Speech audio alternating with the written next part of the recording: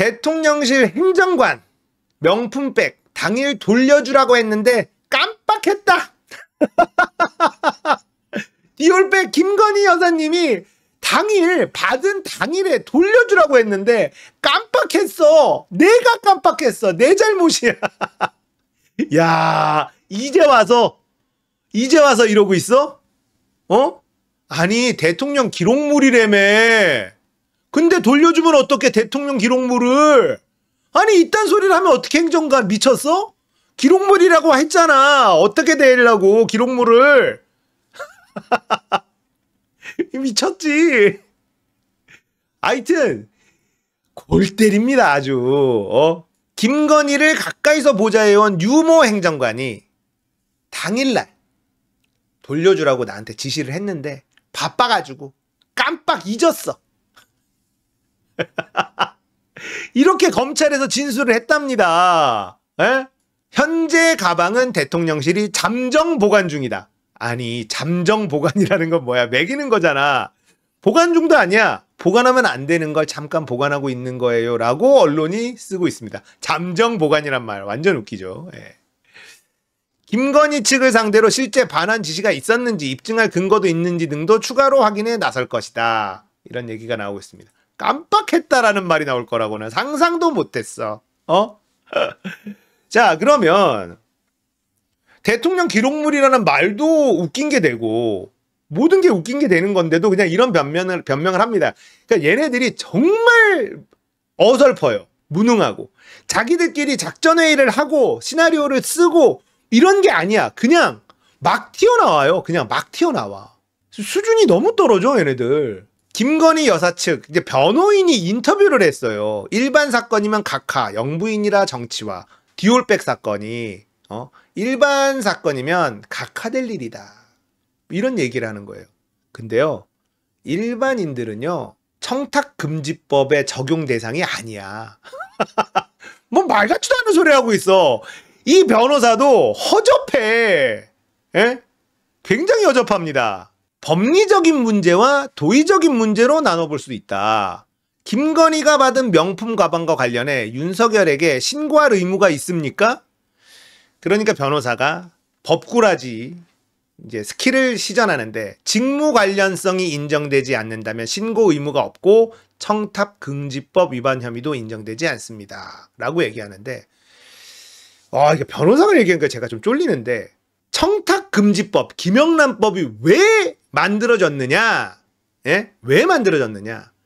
그동안에 뇌물죄로 처벌하려고 하니까 계속 나오는 게 대가성 여부였어요. 대가성 여부. 그래서 만들어진 게 김영란법이에요. 고위공직자는 대가성 따지지 말고 얼마 이상 받으면 그게 뇌물이야. 이래서 만들어진 게 청탁금지법 김영란법이에요. 근데 직무 관련성을 또 언급을 막 하잖아요. 뭐 변호사니까 변호사가 저보다는 더 잘 알겠죠. 근데 제가 아는 범위에서는 김영란법이 만들어진 취지는 그겁니다. 그런데 직무 관련성을 또 따지고 들어간다? 이거는 김영란법이 만들어진 취지와 반대되는 겁니다. 신고하지 않아도 된다? 직무 관련성이 인정되지 않으면? 이거는 제가 아는 선에서는 좀 말이 안 돼요. 근데 뭐 변호사니까 저보다 더 법을 잘 아니까 이런 얘기를 했겠죠. 김건희 여사에게 알선수재 혐의를 적용할 수 있다는 일부 견해가 있다. 대통령 직무가 매우 포괄적이기 때문에 명품 가방, 화장품, 통일TV 재개나 김창준 국정자문위원 임명, 청탁 대가로 볼 수 있지 않냐. 직무 관련성이 인정되지 않으면 알선수재죄도 성립할 수 없다. 자, 근데 요거는 또 판례가 있습니다. 대통령은 할 수 있는 게 너무 많기 때문에 웬만하면 대통령 직무 관련성은 인정이 됩니다. 대법원에 판례가 있어요. 대통령과 직무 관련성이 없다. 이걸 찾기가 오히려 더 어렵다는 겁니다. 할 수 있는 게 너무나 많기 때문에. 그렇다면 문제는 대통령이 알았느냐 몰랐느냐인데 대통령이 알았잖아요. 적절하지 못해서 그랬대잖아. 그러면 김건희가 명품백, 디올백을 받았다는 걸 대통령이 알았어. 안 순간 신고하지 않으면 청탁금지법 위반인 거예요. 그냥 복잡한 게 아니야.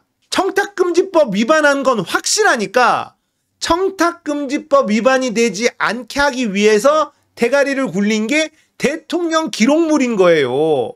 근데 이 변호사란 작자가 대통령실의 그 깊은 뜻을 몰라주고 자꾸 직무 관련성 하는데, 직무 관련성이건 나발이건 간에 100만 원 이상의 선물을 받았다? 그걸 안 즉시 신고해야 돼. 안 하면 김영란법 위반, 법 위반이야. 왜 대통령 기록물로 변신을 했느냐? 김영란법 위반이 확실시 됐기 때문에 그 법을 피해가려면 이 디올백이 대통령 기록물이어야만 하는 거예요. 대통령 기록물은 신고 대상이 아니니까. 이건데 직무 관련성 얘기를 자꾸 하면 변호사가 대통령실을 연맥이는 거라니까. 이러면 대통령 기록물이라고 한 대통령실이 죄가 되는 겁니다. 안 그래요? 아니 뭐 짜고 칠래도 뭐가 좀 맞아야지 짜고 칠 수가 있지. 헛소리를 하는 거라고 저는 보여요. 밖에 대기하고 있던 사람도 있었잖아. 최재형 목사 나올 때 신라 면세점 쇼핑백 종이가방 내용물 들어있었다고 하는데 그건 뭐냐라고 하니까 여기서 코미디가 벌어집니다. 보고를 위해 대기 중이던 대통령실 행정관과 경호처 직원이다. 검찰에 제출한 자료 및 언론에 공개한 자료에 의해 명백히 입증된다. 최재형의 추가 청탁자들이라는 주장은 합리적인 근거에 의한 합리적 추론이 아니라 악의적인 거짓 선동, 망상에 불과하다. 자, 이거죠. 신라 듀티프리 이 에코백에 이 서류를 넣었다라고 이야기합니다. 이 서류를 넣었다. 행정관이 이걸 넣고 보고를 했다는 거예요. 옆에 있던 종이백에도 다 서류가 들어가 있었다. 보고하려고 줄 서서 대기 중이었다. 누가 믿니 그걸? 네? 이런 얘기를 합니다. 최재형 목사가 당시 비서 포스트잇에 다음 접견 시간 됐습니다라는 내용을 적어 건넸고 최 목사가 나가면서 대기자들을 봤다. 만약에 보좌진의 보고였다면 굳이 포스트잇 메모를 통해서 접견 시간을 알릴 필요가 있었냐? 보고를 위해 대기 중이던 행정관들도 관저에 있는 행정관들과 일정을 조율하였기 때문에 관저에 있는 행정관들은 영부인에게 이를 알릴 필요가 있었을 것으로 보인다. 누가 믿어 그걸. 아유. 검찰에서 소환 조사를 요구한다면 응할 거냐? 처벌 규정이 존재하지 않는 사건에서 현직 영부인을 소환하는 것 자체가 부적절하다. 일반 사건이었으면 처벌 규정이 존재하지 않아 별다른 수사 없이 각하 처분되었을 가능성이 크다. 오히려 당사자가 영부인이라는 이유로 정치화되고 정쟁화되면서 불필요한 논란이 생겨난 측면이 있다. 야, 이거 진짜 김정숙 여사가 디올백을 받았다. 그게 동영상이 나왔다. 니들이 어떻게 했겠냐. 김혜경 여사가 디올백을 받았고 그 동영상이 나왔다. 어떻게 했겠어. 근데 이걸 이렇게 변명을 하면서 덮는다고? 언론들이 이거를 물고 뜯고 안 한다고? 디올백 받은 게 동영상 나온 순간 이 정권은 무너졌어야 되는 거야. 언론들이 미쳐가지고 기레기들 이거를 안 띄워? 문재인 정부 때 김정숙 여사가 디올백 받은 동영상이 떴어 봐. 문재인 대통령 탄핵당했어. 안 그랬겠어? 근데 김건희가 버젓이 동영상까지 나왔는데도 이러고 있다. 아주 그냥 이러고 있어. 아이고 쪽팔린 것도 모르고. 그러니까 기덕이라는 소리를 하는 겁니다. 기레기를 떠나서 기덕이란 얘기가 나오는 거예요. 대통령실 직원이라 그랬죠. 복도에 있는 이들이. 요거에 대해서 좀 더 자세하게 다룬 걸 보니까 에코백 조모 행정관이다. 조모 행정관이고 그 에코백 들고 있는 사람이 조모 행정관이 들고 있던 신라 면세점 에코백과 보고서 표지 및 속성 파일은 이미 검찰에 제출했고 금일 보고 관련 텔레그램 메시지를 추가로 공개한다. 다시 한번 보여드립니다. 요거. 그러면서 뭐라 그러냐. 사진과 영상 비교해보면 동일한 에코백임이 명백히 입증된다. 신라 면세점 에코백은 오래전 부산 신라 면세점 오픈 당시 100달러 이상 구매자에게 제공된 에코백이다. 부산엔 신라 면세점이 없다. 1980년대 잠깐 있었어. 그러면은 한 30년 된 에코백인가? 뭐 이것도 잘못 알았다. 뭐 이렇게 얘기하면 그만인 거죠, 뭐. 왜 부산이라고 하니? 그러니까 얘네들이 허름해, 애들이. 허술합니다. 이 디올백 하나 가지고도 이렇게 구차하고 뭐 이렇게 나오고 있습니다. 뭐 디올백은 사실 우리가 관심을 가질 필요도 없어요.